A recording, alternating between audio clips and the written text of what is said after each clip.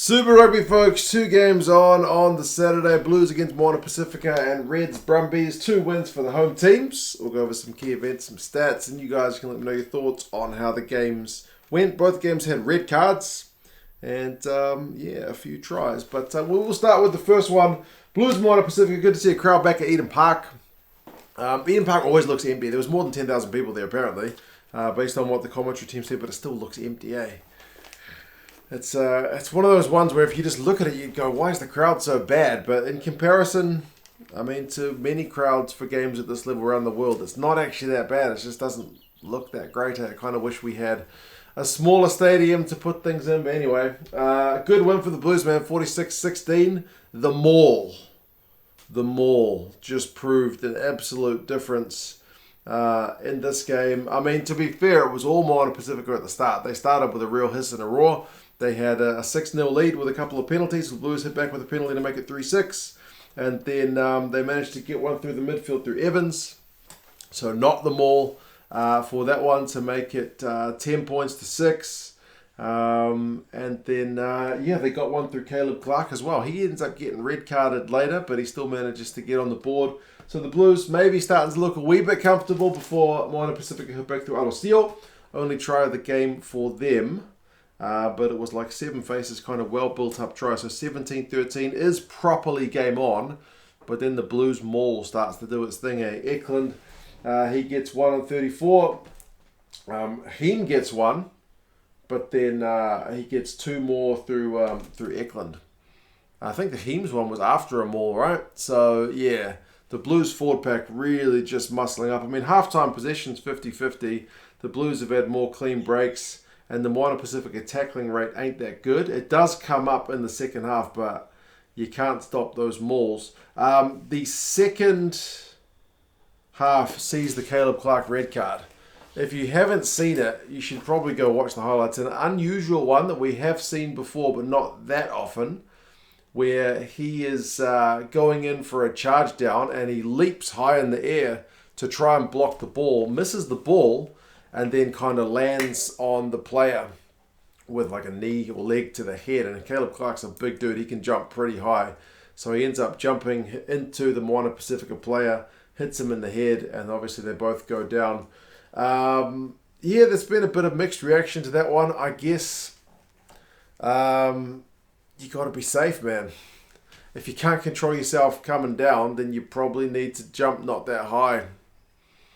It's a tough one for players, because you got a split second to make these decisions, but if you're running at full tilt and you're jumping and you're not sure that you can stop before running into a player who's essentially running in a straight line, then I guess you need to either stay on the ground. I mean, like I said, it's pretty rare. Some people are saying this is what happens when you do 20-minute red cards. You're going to see reckless play, which I think is nonsense. I don't think no one's doing that on purpose.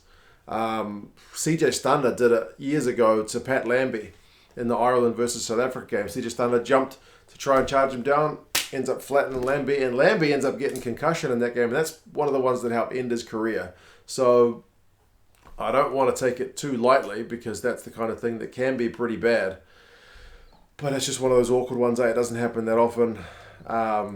We're like used to seeing players in the air protected, and here it's the guy in the air that gets punished, but he's, I guess, the one that needs to look after the ball carrier. So, yeah, weird, but I don't think it was.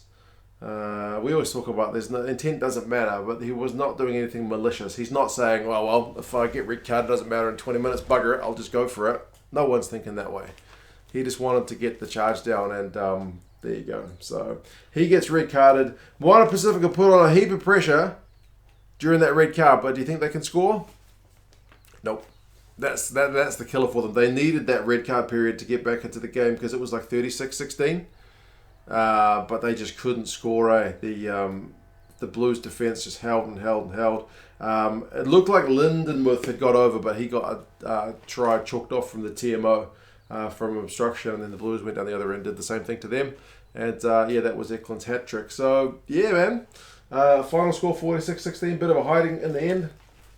Blues did well to hold out during the red card period, but if Moana Pasifika had managed to score during that red card, I think it could have been a slightly different state of affairs, because there's still some positives for them, man. Like, they had more run meters than the Blues, 352 to 295. Blues had more possession. Moana Pasifika had more territory. Clean breaks is 6-1. That's a bit of a dominant one for the Blues. Tackling percentage, Moana Pacifica's percentage actually ends up higher than the Blues. It was way lower at halftime.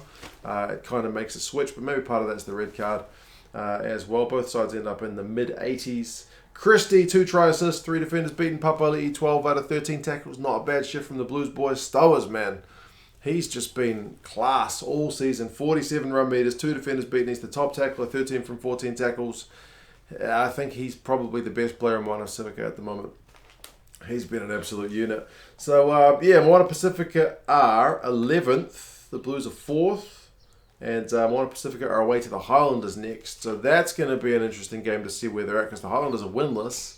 And Moana Pacifica, whilst they've had a couple of big losses, Chiefs and Blues, also managed a good performance against the Blues at Mount Smart only a few days ago, albeit with a much changed team. And the result kind of blew out a little bit at the end. And decent result against the Crusaders, good win against the Canes. So that could be an interesting one. But down in Dunedin, I'm sure the Landers will be favourites. And the Blues are away to the Chiefs, which will be a proper good test to see where they are at as well. The next one, Reds and Brumbies, it's seemingly another proper arm wrestle between these sides. It was similar when we saw them play in Canberra. This time it's the Reds who come out on top, so the home side gets the win, 21 points to 7. It's another game with a red card. Not a lot in the way of try scoring, and the Reds can't score any tries in that first half. But the Brumbies can't score any points at all in the second half, which is pretty costly for them. It was tentative early. The Reds had a penalty. The Brumbies missed touch. They missed a penalty, which they probably should have kicked through Lonergan, but it didn't really matter because Clarke, who'd come on for Jesse Mogg, got injured pretty early, ended up getting the first try of the game. Bit of power for him to go over. Good to see him in Brumbies colours. So 7 points to 3, the Brumbies in front, but that's the end of their scoring. And we're only at like 23 minutes, so not many games you can stop scoring after a quarter of the game and go on to win it. And this one, that proves to be true. The Reds managed to kick a penalty to make it a 1-point game, but then Tualima, the number 6, his red card was probably, I think, worse than Caleb Clarke's one in that it was unnecessary. He goes for a clean out. I think it was on Slipper. And Slipper's not in a good position to be cleaned out. Maybe just leave him. That one's more controllable than Caleb Clarke in the air, so just leave him. Just wait to make your big hit next phase, man. It's a head contact, so he gets red carded for that bad clean out. But despite the red card, Jordy Petaia makes a big old line break from fullback. It's probably the play of the game up until that point. The Reds are actually looking pretty dangerous. And the Brumbies absolutely can't capitalise on the red card. So same with Moana Pacifica. It's 20 minutes you needed to make an impact. But couldn't get it done. Half-time, the Brumbies have had more possession, more territory, but clean breaks is 4-1 to the Reds. And like Moana Pacifica, the Brumbies' tackling percentage at half-time is pretty low. And second half, the Reds, during the red card, actually put through... James O'Connor puts an up and under like into the Brumbies 22. It's not something you see that often because you can mark it in rugby union. But he puts the big up and under, and Jordan Petaia grabs it. And that leads to the try through McCright, which is a good bit of play. So 13-7, Reds in front. Valtini gets a yellow card for kind of a swinging arm on Tate McDermott, which was a weird one because one angle it looked like it hit him in the head, and the other angle it didn't look like it hit him at all. So, I don't know. They end up yellow carding him for head contact. It didn't look like from the back angle like he'd made head contact. It looked like he just kind of tried to wrap with the arm on the shoulder, but I don't know. I haven't kind of gone back and rewatched that kind of thing. But yeah, the Reds just kind of keep extending the lead. The Cam Clarke gets a yellow card as well for a deliberate knock on. The ref says he wasn't in a position to catch the ball.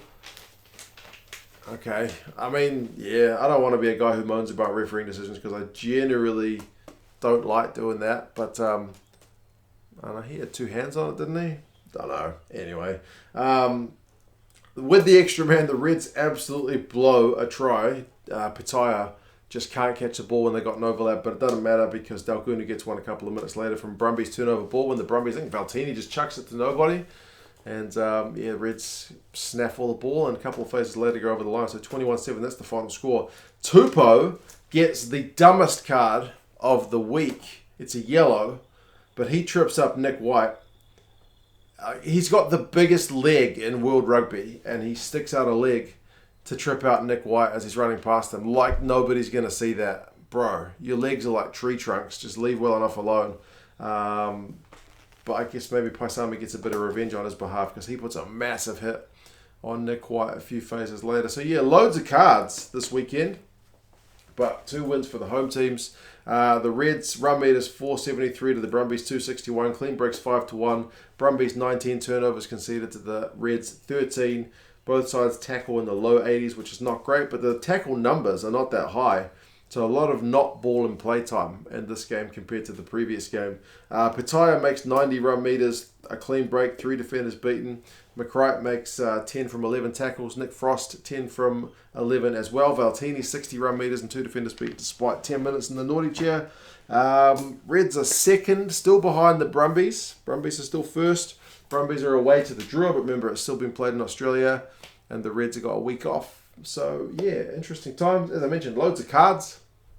But there we go. You guys let me know your thoughts on the games. Hopefully not just about the cards. I'm sorry to go on about the cards so much. I know the Caleb Clarke one especially stirred up a bit of controversy because it wasn't the standard red card we see these days. It was unusual. But like I said, go back and look up. I saw it on Twitter. Someone reminded me of it on Twitter that, CJ Stander on Pat Lambie.